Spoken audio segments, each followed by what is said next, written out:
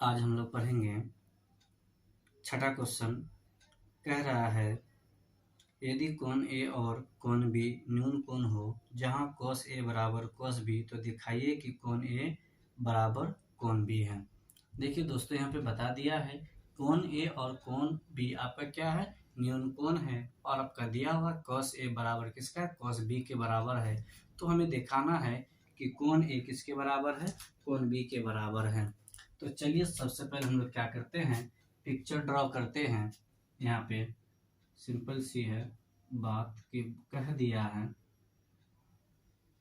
कि कोण ए और आपका कोण बी ये क्या है, आपका न्यून कोण है, तो ये सी आपका क्या हो जाएगा, ये आपका समकोण हो जाएगा। अब यहाँ पे देखिए दिया क्या क्या है और हम लोगों को प्रूफ क्या करना है।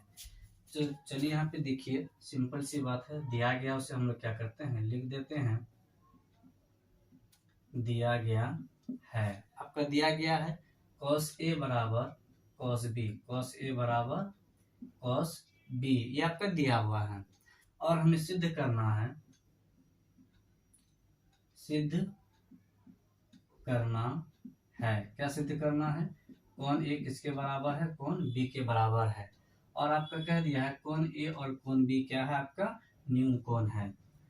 तो अब हमें क्या करना है, सॉल्व करना है। चलिए हम लोग क्या करते हैं, इसे सॉल्व करते हैं। अब यहाँ पे चलिए हम लोग क्या करते हैं, जो दिया हुआ फिर उसे हम लोग लिख देते हैं। cos ए बराबर क्या है, आपका cos बी है, ये आपका दिया हुआ है। हम लोग यहाँ पे क्या कर सकते हैं, लिख सकते हैं दिया है, ये आपका दिया हुआ है। अब यहाँ पे देखिए cos का अनुपात क्या होता है, त्रिकोणमितीय अनुपात जो होता है cos का क्या होता है, b बट्टे h होता है। हम लोग क्या लिखेंगे, b बट्टे h लिखेंगे। cos का भी वही होता है, b बट्टे h होता है। तो दोस्तों अब यहाँ पे देखिए एक कंडीशन आपको यहाँ पे लागू कर दिया गया है कि यहाँ पे देखिए कोण क्या दिया है, आपका a दिया है। तो हम आपको इससे पहले भी बताए थे कोण ए के सामने वाली जो भुजा होता है वो आपका परपेंडिकुलर होता है, यानी कि लंब होता है। तो ए ये है ना, इसके सामने वाला ये क्या हो जाएगा, पी हो जाएगा ना, और ये आपका बी, और ये समकोण के सामने वाला ये आपका एच होता है, कर्ण होता है। अब यहाँ पे देखिए कोण ए बोला है ना, तो ये आपका क्या हो गया, पी हो गया, आपका बी कौन हो, ये हुआ ना, इसको हम लोग क्या लिखेंगे, ए सी। तो बी का जगह पर हम लोग क्या लिखेंगे, ए सी लिखेंगे। देखिए एच है ना, एच बोले तो कर्ण, कर्ण आपका क्या है, बड़ी भुजा, ए बी है, तो हम लोग क्या कर देंगे, यहाँ पे लिख देंगे ए बी लिख देंगे, बराबर था, दे दिए।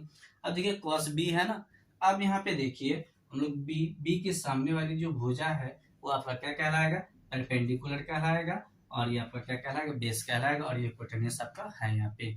अब चलिए हम लोग क्या करते हैं, बी का जगह क्या आपका बी सी है ना, यहाँ पे दे दिए बी सी।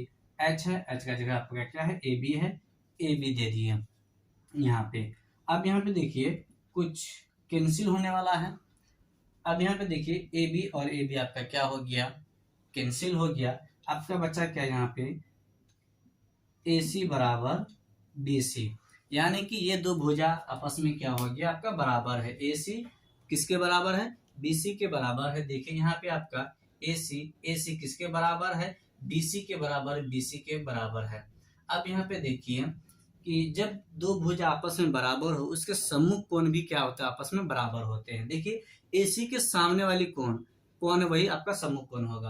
ये देखिए एसी है ना, ये भुजा के सामने का कोण क्या है, आपका ये है बी है, और फिर आपको देखिए बीसी है ना, बीसी के सामने का कोण क्या है, आपका ए है।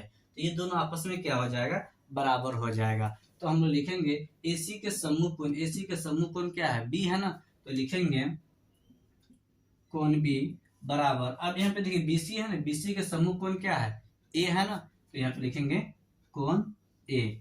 अब देखिए हम लोग इसको लिख सकते हैं कोण ए बराबर कोण बी।